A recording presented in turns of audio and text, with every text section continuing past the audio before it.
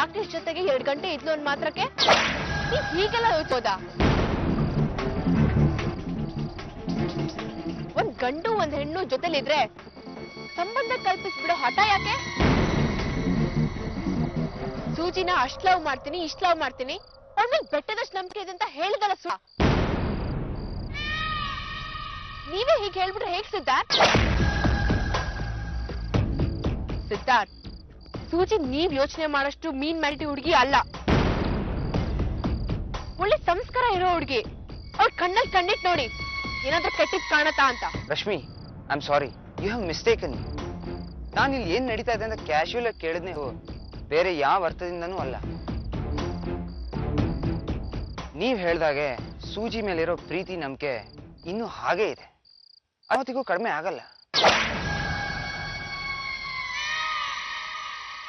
ಸಿದ್ಧಾರ್ಥ್, ರಾಕೇಶ್ ಸೂಜಿನ ಕಾಪಾಡಿದಾನೆ. ಈಗ ಸೂಜಿನ್ ಕಾಪಾಡೋದು ನಿಮ್ ಕೈಲಿದೆ. ರಶ್ಮಿ, ನೀವೇನ್ ಹೇಳ್ತಾ ಇದ್ದೀರಾ? ಹೌದು ಸಿದ್ಧಾರ್ಥ್, ಸೂಜಿ ಮನೆ ಬಿಟ್ಟು ಬರೋ ಹಾಗಿಲ್ಲ.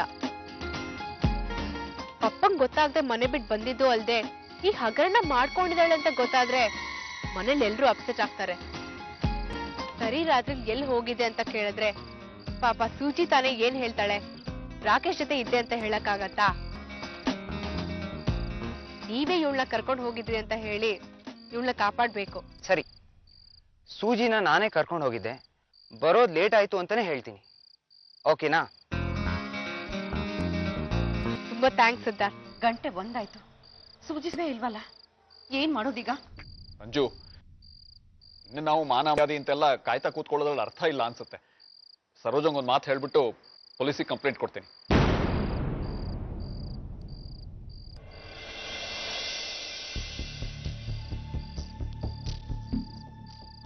ಎಲ್ಲ ಹೊಟ್ಟೋಗಿದ್ಯಮ್ಮ ನೀನು? ನಿನ್ಗೋಸ್ಕರ ನಾವೆಲ್ಲ ಎಷ್ಟು ಹುಡುಕಿದೀವಿ ಗೊತ್ತಾ? ಯಾಕೆ ಹೀಗ್ ಮಾಡ್ದೆಮ್ಮ? ಇದು ನಿನ್ಗೆ ನಾಂದಿ ಆದ್ಮೇಲೆ ಮನೆಯಿಂದ ಆಚೆ ಹೋಗ್ಬಾರ್ದು ಅಂತ ಹೇಳಿರ್ಲಿಲ್ವೇನೆ ಸೂಜಿ? ಅಯ್ಯಯ್ಯೋ, ದಯವಿಟ್ಟು ಸೂಜಿಗೆ ಬೈಬೇಡಿ. ಇದರಲ್ಲಿ ಅವಳದೇನು ತಪ್ಪಿಲ್ಲ. ನಾನೇ ರಶ್ಮಿಗೆ ಸೂಜಿನ ಕರ್ಕೊಂಬ ಅಂತ ಹೇಳಿದ್ದೆ. ನನ್ನ ಮೊಬೈಲ್ ಬ್ಯಾಟ್ರಿ ಖಾಲಿ ಆಗಿದ್ರಿಂದ ನಾನು ನಿಮಗೆ ಫೋನ್ ಮಾಡೋದಕ್ಕಾಗಲಿಲ್ಲ. ನಿಮ್ಗಳಿಗೆ ತುಂಬಾ ತೊಂದರೆ ಕೊಟ್ಬಿಟ್ಟೆ. I am sorry. Oh no Siddharth, ಅದರ ಅಗತ್ಯ ಎಲ್ಲ ಏನಿಲ್ಲ.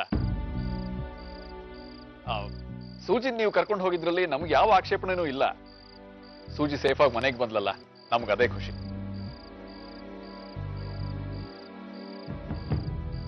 ಸಿದ್ಧಾರ್ಥ್, ನಾನು ಹೀಗೆ ಹೇಳ್ತೀನಿ ಅಂತ ಬೇಜಾರು ಮಾಡ್ಕೋಬೇಡಪ್ಪ. ಮದ್ವೆ ಮುಗಿಯೋ ತನಕ ದಯವಿಟ್ಟು ಸೂಜಿನ ನೀನ್ ಎಲ್ಲಿಗೂ ಕರ್ಕೊಂಡು ಹೋಗೋದ್ ಬೇಡ. ನೋಡಿದವರು ತಪ್ಪು ತಿಳ್ಕೊತಾರೆ. Okay aunty, I understand your problem. ಮತ್ತೆ ಈ ಥರ ಆಗಲ್ಲ ಅಂತ ನಾನು ನಿಮ್ಗೆ ಅಶ್ಯೂರ್ ಮಾಡ್ತೀನಿ. ಪರವಾಗಿಲ್ಲ ಸಿದ್ಧಾರ್ಥ್, ಇಟ್ಸ್ ಓಕೆ.